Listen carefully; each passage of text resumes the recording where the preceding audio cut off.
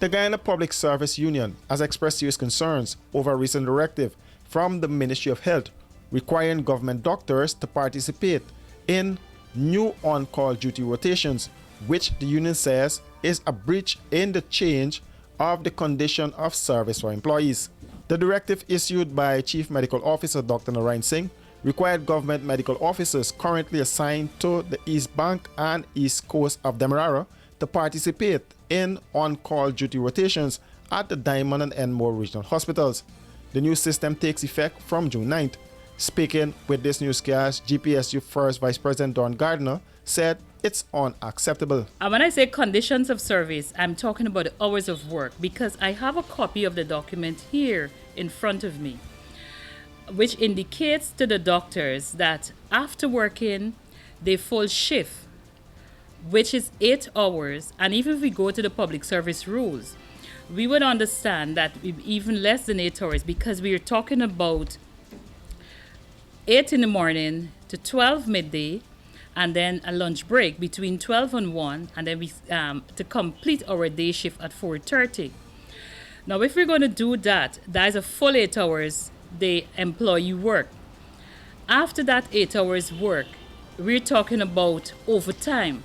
And according to this document, it has on-call schedule, which commences at 4:30 and concludes at 8:30, which is 4 hours per day. And this is between Mondays to Fridays. Right? So we're talking here about overtime. But according to this document, it's instead of referring to it as overtime, it's referring to it as on-call. It is unacceptable because you're asking the doctors to work Monday to Friday, 8 to 4:30, and then weekends and public holidays, 8 to 4 p.m. Now, if you're going to do that, you have to first have discussions with the workers' representative. And this is according to the law. It's not according to Don Gardner or the Guyana Public Service Union Executive Council or executive officers. The law states if you're going to change the conditions of service, you must have discussions with the workers' representatives. She said the doctors are objecting to the move and made their position known to the union.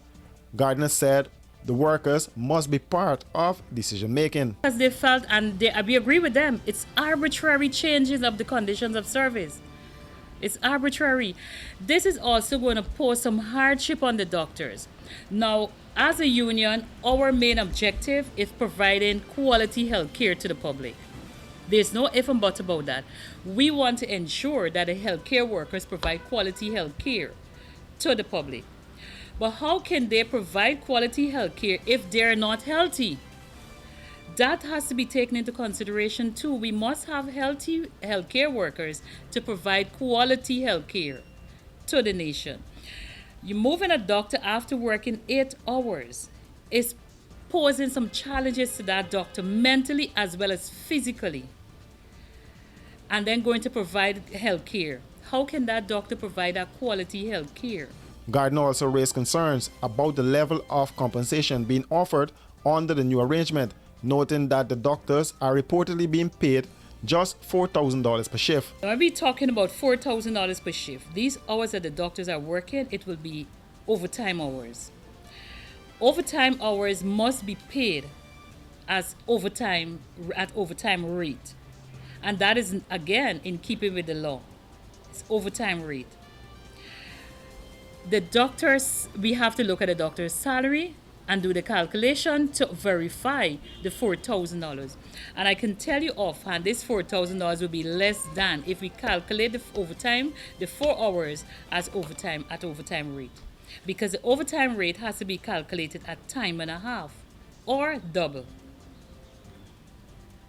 So there's so many implications for this memo or a circular, whichever we want to call it, that was sent to the regional health officer, signed by the chief medical officer. The union said it has raised the concerns with the authorities.